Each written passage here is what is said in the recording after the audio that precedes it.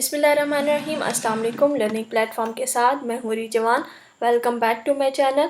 आज हम डिस्कस करेंगे अपने लेक्चर नंबर 2 को। हमने पॉजिटिव साइकोलॉजी की जो सीरीज़ को स्टार्ट किया हुआ था, उसमें आज हमारा सेकंड लेक्चर है जिसमें हम डिस्कस करने जा रहे हैं पॉजिटिव साइकोलॉजी की डायमेंशंस को, कि पॉजिटिव साइकोलॉजी की जो डायमेंशंस हैं वो क्या होती हैं, ठीक है, कितनी हैं और इनकी एक्सप्लेनेशंस क्या हैं, और इनको वन बाय वन करके हम लोग डिस्कस करेंगे अपने आज के इस लेक्चर में।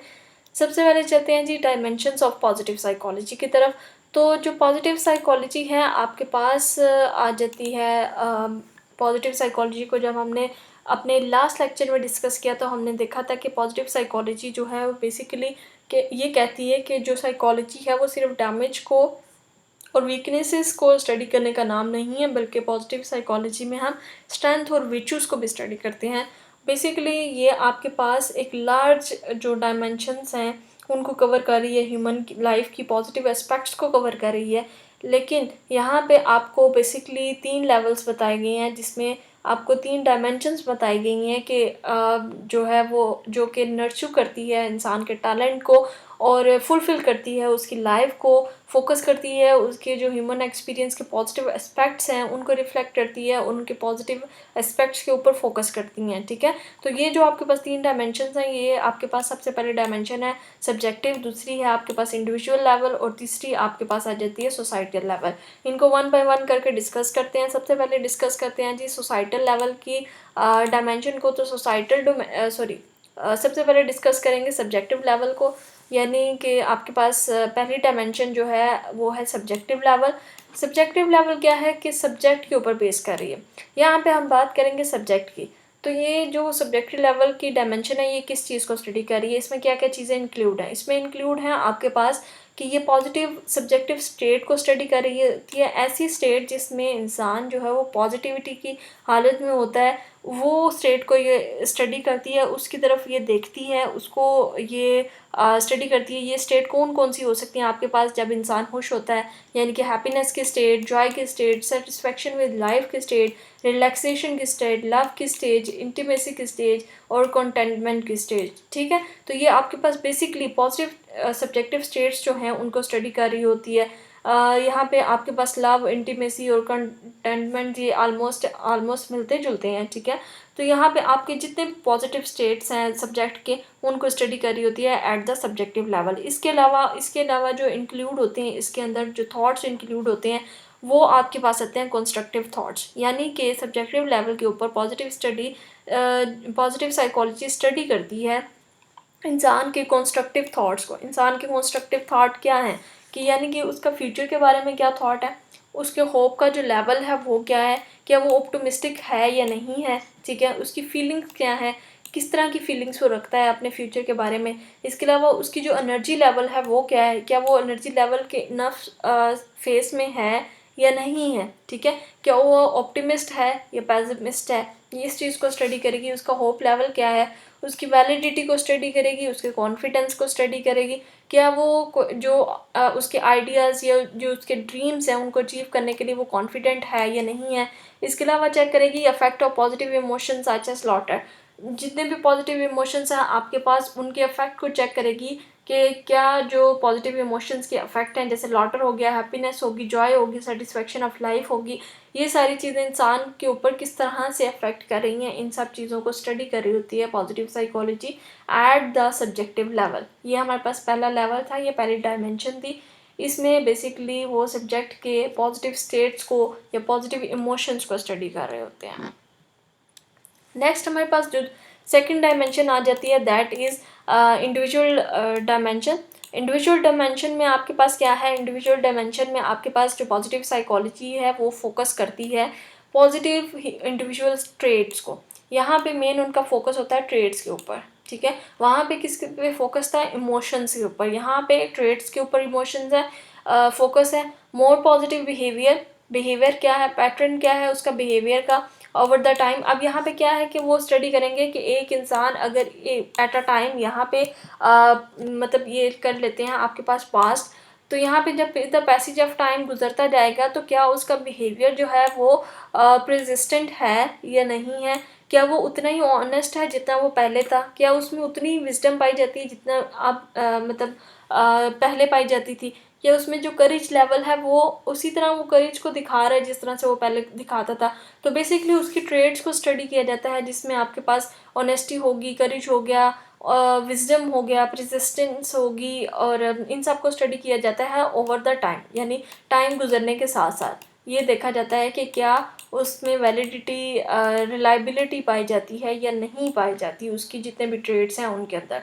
उसके बाद इसमें और चीज़ें जो इंक्लूड हैं वो है जी ability to develop aesthetic sensibility, यानी कि अगर इंसान को कोई भी एक प्रॉब्लम आ जाती है, ठीक है, या एक डिफ़िकल्ट आप कह सकते हैं कि डिफ़िकल्ट इमोशनल फेस आती है उसके ऊपर, तो कितनी सेंसिबिलिटी के साथ वो उसको कोप अप करता है, कितनी जो है वो उसको उस प्रॉब्लम से निकलने की कोशिश करता है, कोशिश क्या उनको किस तरह से फेस करता है, वो चीज़ देखते हैं कि उसके अंदर वो एबिलिटी है या नहीं है, उनको कोप अप करने की एबिलिटी है या नहीं है।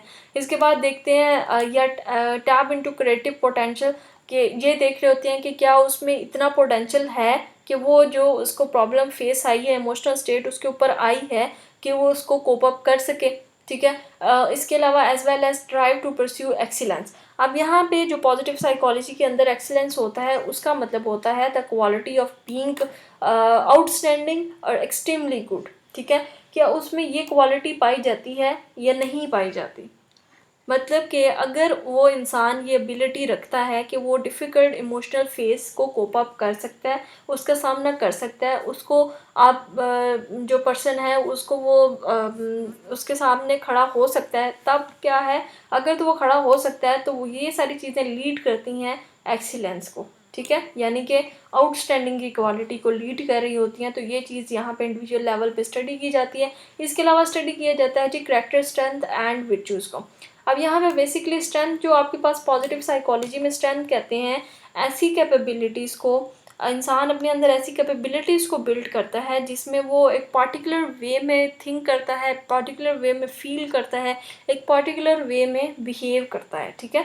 तो ये तीन चीज़ें लिंक होती हैं स्ट्रेंथ के अंदर, के एक इंसान अपने अंदर एक कैपेसिटी जो है वो बिल्ड करता है, जिसकी मदद से वो एक स्पेसिफिक वे में एक जब उसको एक डिफ़िकल्टी फेस हो कर रहा है तो उसी वे में वो किस तरह से वो सोचता है, किस तरह से उसके अंदर फीलिंग्स आती हैं और किस तरह से वो बिहेव करेगा, वो सारी चीज़ें इसमें आती हैं। इसके अलावा वर्चूज़ को स्टडी करा होता है तो वर्चूज़ आपके पास गुड मोरल गुडनेस होती है आपके पास बेसिकली। तो इन चीज़ों को इंडिविजुअल लेवल पे स्टडी किया जाता है। इंडिविजुअल लेवल पे बेसिकली इंडिविजुअल के ट्रेड्स को स्टडी किया जाता है कि क्या वक्त गुजरने के साथ साथ उसके ट्रेड्स जो हैं वो डिफरेंस आ रहा है उनके अंदर या नहीं आ रहा है। इसके अलावा क्या उसके अंदर एबिलिटी पाई जाती है कि वो डिफ़िकल्ट इमोशनल फेस को सामना कर पाता है या नहीं कर पाता। तो ये चीज़ों को स्टडी कर रही होती है positive psychology at the individual level.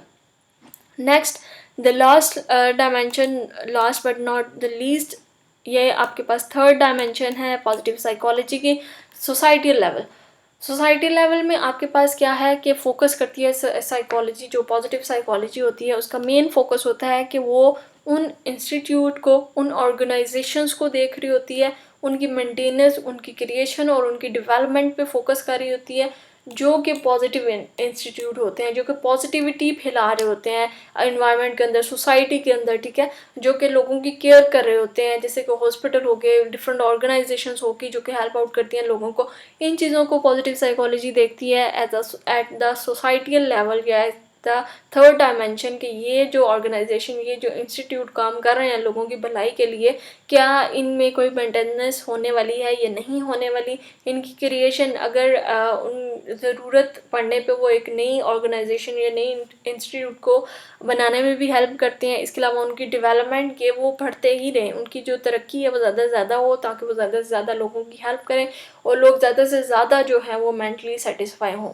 ठीक है। उसके बाद एड्रेस करती है issue such as development of civic virtues, the creation of healthy families, healthy family की क्रिएशन को पे जोर देती है, the study of healthy work environment. अब यहाँ पे अगर फैमिली हेल्थी होगी, फैमिली प्रॉब्लम्स नहीं होंगी, तो इंसान के ऊपर प्रेशर कम होगा, इंसान की जो पॉजिटिव स्टेट्स होंगी वो ज़्यादा उभरेंगी, ठीक है। तो यहाँ पे आपके पास जो उसकी पॉजिटिव ट्रेट्स हैं वो भी कंसिस्टेंट रहेंगी, रिलायबल रहेंगी। तो यहाँ पे हेल्दी फैमिलीज़ की जो क्रिएशन है इसके ऊपर भी पॉजिटिव साइकोलॉजी जो है वो जोर दे रही होती है। It investigate how institution can work better to support and nurture all the citizen they impact. ठीक है, जिन जिन इंडिविजुअल्स को इम्पैक्ट कर रहे हैं ये लोग देख रहे होते हैं कि किस तरह से हम इनके काम को ज़्यादा बेहतर से बेहतर बनाएं ताकि ये ज़्यादा से ज़्यादा अच्छा इम्पैक्ट कर सकें लोगों के ऊपर और वो ज़्यादा से ज़्यादा नर्चर कर सकें, ज़्यादा से ज़्यादा ग्रो कर सकें। मेंटल उनका जो प्रोसेसेस हैं वो ज़्यादा अच्छे हो सकें, उनकी ग्रोथ अच्छी हो सके। तो इन चीज़ों को ये लोग जो हैं वो सोसाइटी लेवल पे स्टडी कर रहे होते हैं। Thank you so much for watching my video. ये थी मेरी आज की वीडियो जिसमें हमने डिस्कस किया डायमेंशन ऑफ साइकोलॉजी को। आई होप कि ये वीडियो आपके लिए हेल्पफुल रही होगी। लाइक कीजिएगा, सब्सक्राइब कीजिएगा और बेल आइकन के बटन दबाना भी मत भूलिएगा। मिलते हैं अपनी नेक्स्ट वीडियो में, तब तक के लिए फ़ी अमान अल्लाह।